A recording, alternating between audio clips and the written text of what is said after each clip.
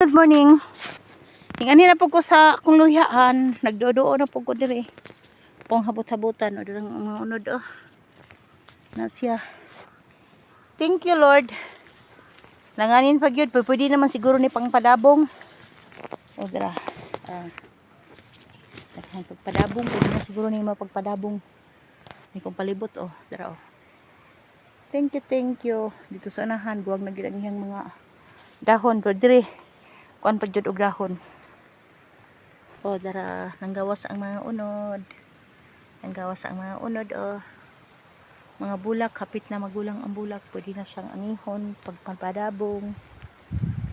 Dara gawas ang unod. Thank you so much Lord.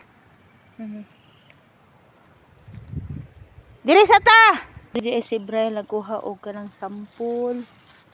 Muna siya diri siya nagkuha. Ito muna siya palibot. Albisonon. Padabong na tara. Ito sa babaw, maragwang-guwang ng mga dahon sa babaw. Jud nga akong gihapot-habutan. Gibot-habutan ako gyud. Salamat jud intawon.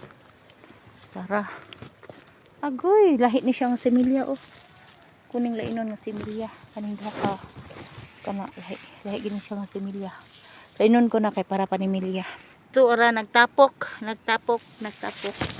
ang unod. Thank you. Daghan kayong mga bulak. Daghan pa kayo. Mga bulak dapita palibot.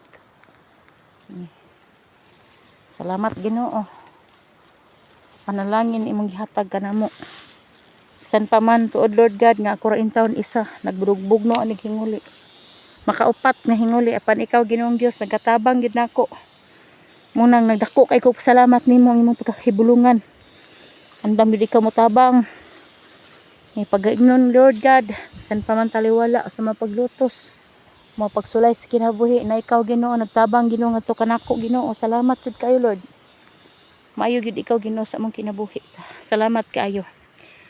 Dili gyud ka nako hitopngan ang imong pagkamaayo Ginoo tungod kay bisan tud kining luyahan Ginoong Dios. Kapila ra nako ni giabunuhan kaduha ra gyud pero imo gyud wa gyud nimo gipakyas gipanalanginan gyud ko nimo Lord God. Salamat kay Ginoo.